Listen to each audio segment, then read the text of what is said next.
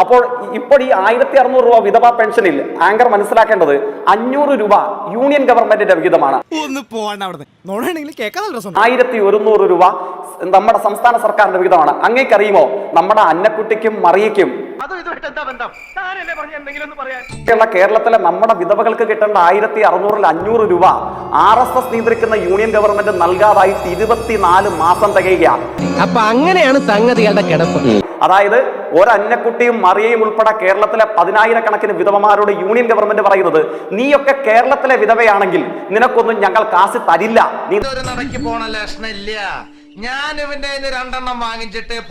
നരകിച്ച് മരിച്ചാൽ മതി, ജീവിത സായാഹ്നത്തിൽ മരുന്ന് വാങ്ങാനുള്ള പണം ഞങ്ങൾ നൽകില്ല. പക്ഷെ കേരളത്തിലെ ഇടതുപക്ഷം എന്ത് ചെയ്തെന്നറിയുമോ?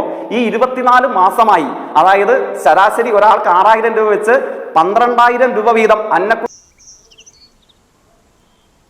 അടക്കമുള്ള കേരളത്തിലെ ആദരണീയരായ വിധവകൾക്ക് ലഭിക്കേണ്ട തുക നരേന്ദ്രമോദി എന്ന നരാധവൻ നൽകാതിരിക്കുമ്പോഴും എന്തെങ്കിലും കിട്ടുമെന്ന പ്രതീക്ഷയോടുകൂടെ കേരളത്തിലെ പിണറായി വിജയൻ ഞാൻ രസം പിടിച്ചു വായിച്ചു വന്നതാ. ഇനിയിപ്പോ ഉപ്പായിമാരുടെ ബാക്കി ഞാൻ എങ്ങനെ അറിയാ? വിതരണം ചെയ്തു.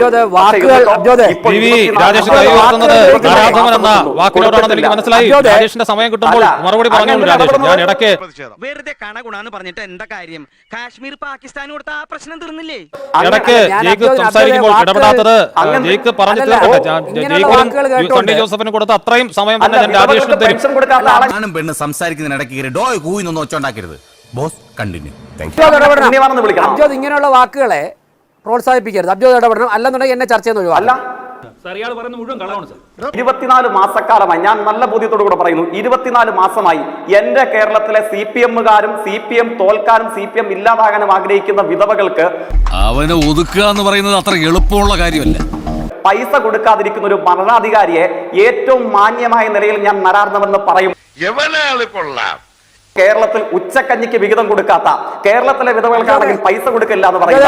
കേരളത്തിലെ എന്റെ കർത്താവേ, ഇവനെയൊക്കെ വെച്ച് നോക്കുമ്പോ ഞാൻ എന്ത് മര്യാദക്കാരനാ.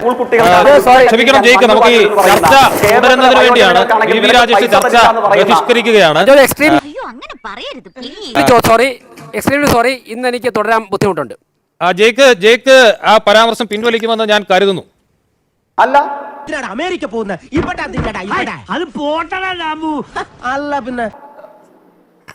അല്ലാത്ത സാഹചര്യത്തിൽ ചർച്ച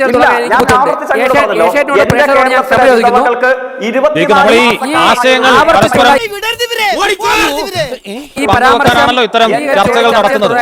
രാജേഷിന് പറയാനുള്ളതും നമുക്ക് കേൾക്കാം, ജയിക്കിന് പറയാനുള്ളതും കേൾക്കാം. ഈ ഇപ്പൊ നമ്മുടെ മുഖ്യമന്ത്രിയെ കുറിച്ച് അത്തരം ഒരു വാക്ക് ഉപയോഗിച്ചാൽ ജയിക്ക് ഏത് രാഷ്ട്രീയത്തിന്റെ പേരിലാണെങ്കിലും സഹിക്കുമെന്ന് തോന്നുന്നില്ല. ഞാൻ ഇടപെട്ട് പാടില്ല എന്നൊന്നുമല്ല പറഞ്ഞത്, അതിൽ ഒബ്ജക്ഷൻ ഉള്ള ആളുകളുണ്ട്.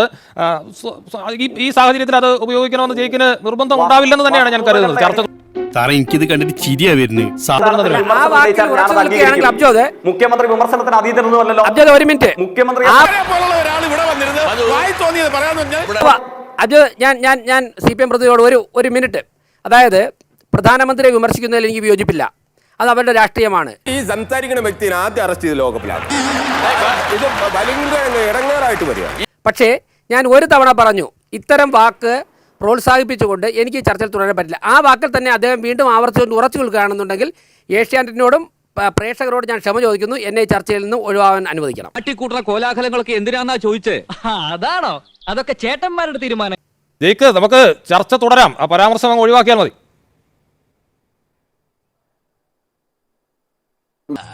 അയ്യോ, അത് വേണ്ട. ഞാൻ പറഞ്ഞു, ഞാൻ ടങ് സ്ലിപ്പ് അല്ല, നാവുപിഴയല്ല.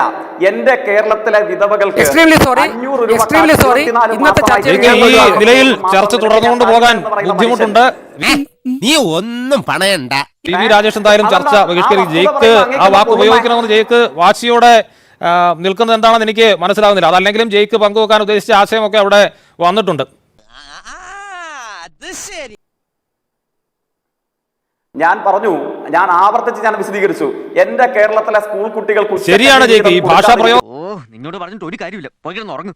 പ്രശ്നമാണ്. കാരണം വിധവകൾക്ക് പെൻഷൻ കൊടുക്കാൻ വൈകുന്നതിന്റെ പേരിൽ ഒരു പ്രധാനമന്ത്രി അല്ലെങ്കിൽ മുഖ്യമന്ത്രിയൊക്കെ നരാധമൻ എന്ന വാക്ക് ഉപയോഗിച്ച് വിളിക്കേണ്ടതാണെന്ന് എനിക്ക് തോന്നുന്നില്ല. പിന്നെ ജയിക്കിന്റെ അത് പറയാനുള്ള സ്വാതന്ത്ര്യം കൊണ്ട് ഞാനപ്പോൾ ഇടപെടാതിരുന്നതാണ്.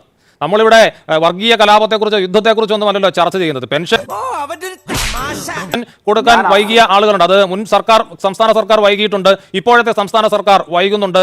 അതിന്റെ പേരിൽ ജയിക്കിന്റെ രാഷ്ട്രീയ ആരോപണത്തിന് രാജേഷ് മറുപടി പറയും. അതിന്റെ പേരിൽ അവരെ നരാധമൻ എന്ന വാക്ക് ഉപയോഗിക്കുന്നത് ജയിക്കിന്റെ സ്വാതന്ത്ര്യമാണ്. പക്ഷേ അത് ശരിയല്ല എന്നാണ് എന്റെ അഭിപ്രായം. അതിപ്പോ പ്രധാനമന്ത്രി ആയാലും മുഖ്യമന്ത്രി ആയാലും.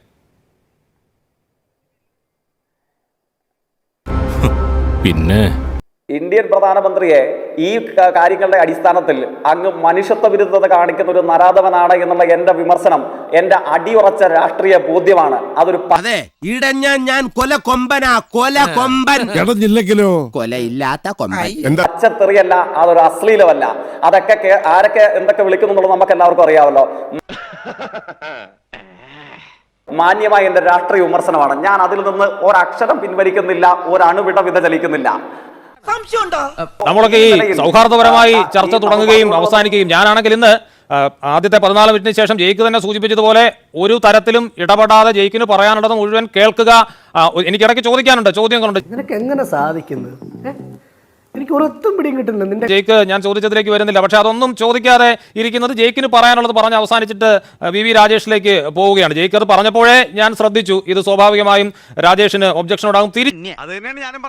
തിരിച്ചങ്ങനെ പറഞ്ഞാൽ ജയിക്കിനും ഒബ്ജക്ഷൻ ഉണ്ടാകും എന്നുള്ള കാര്യത്തിൽ എനിക്ക് യാതൊരു സംശയവുമില്ല. ഈ രാജേഷ് പോയോ എന്ന് എനിക്ക് അറിഞ്ഞുകൂടാ. ആ വാക്കിന് പകരം ഒരു വാക്ക് ഉപയോഗിച്ചാൽ, അല്ലെങ്കിൽ ആ വാക്ക് മറ്റൊരു ഫ്ലോറിൽ ഉപയോഗിച്ചോളൂ ജയിക്ക്. പക്ഷെ അത് ഒഴിവാക്കിയാൽ എനിക്ക് രാജേഷിനെ തിരികെ കൊണ്ടുവരാൻ നമുക്ക് ചർച്ച തുടരുകയും ചെയ്യാം. ഇല്ല, ഞാൻ ഒരിക്കലും പറയില്ല.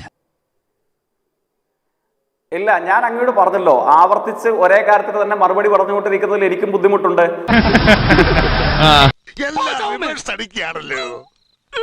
ഞാൻ ഈ പ്രയോഗം നടത്തി എന്നുള്ളത് കൊണ്ട് ഏഷ്യാനെറ്റ് ന്യൂസിന് എന്നെ ബഹിഷ്കരിക്കണമെന്നുണ്ടോ? ബഹിഷ്കരിക്കാം. എനിക്ക് അഭിപ്രായ വ്യത്യാസമില്ല.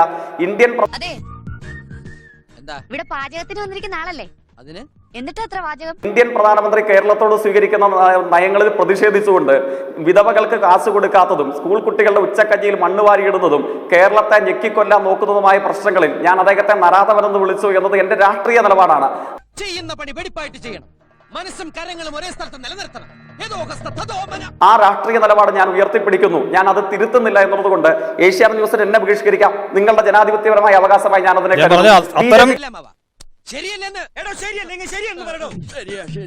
വാക്കുകൾ ഉപയോഗിക്കേണ്ട ഒരു, അങ്ങനെ ജയിക്കിനെയോ വി രാജേഷിനെയോ ഒന്നും ബഹിഷ്കരിക്കേണ്ട ആവശ്യം നമുക്കില്ല. നമ്മൾ ആരെയും ബഹിഷ്കരിക്കുന്നില്ല. എല്ലാവരെയും ഉൾക്കൊണ്ട് തന്നെ മുന്നോട്ട് പോകാനാണ് ശ്രമിക്കുന്നത്. കാരണം അതുകൊണ്ടല്ല ഞാൻ കൊളോക്കിലായിട്ട് പറഞ്ഞതാ. പക്ഷെ നമ്മളൊരു ഫ്ലോറിൽ ഉപയോഗിക്കുന്ന ഭാഷയിൽ അത് ആ സാഹചര്യം ആവശ്യപ്പെടുന്ന വാക്കുകൾ വേണം ഉപയോഗിക്കാൻ. അങ്ങനെ ഒരു അഭിപ്രായം എനിക്കുണ്ട്. ഞാൻ എനിക്കത് തന്നെ തോന്നി. ജയിക്ക് സംസാരിച്ചപ്പോൾ അത് സ്വാഭാവികമായും അതിൽ ഒബ്ജക്ഷൻ ഉണ്ടാകുമെന്ന് എനിക്കറിയാം. ജയിക്ക് തന്നെ രാജേഷ് 2 തവണ പറയുമ്പോൾ ആ വാക്ക് മാറ്റി. എല്ലാരും ശരിക്കും കണ്ടു. ഇനി ഈ രൂപത്തിൽ കാണാൻ പറ്റിയത് വരികയില്ല. ഇപ്പോഴത്തെ സാഹചര്യം അങ്ങനെയാണെങ്കിൽ മുഖ്യമന്ത്രിയെ കുറിച്ച് ആ വാക്ക് രാജേഷിനും ഉപയോഗിക്കാം. അപ്പോൾ ജയിക്കിന് ഒബ്ജക്ഷൻ ഉണ്ടാകുമോ ഇല്ലയോ എന്ന് എനിക്ക് അറിഞ്ഞുകൂടാ. ഞാൻ പോകുന്നു. Bye bye.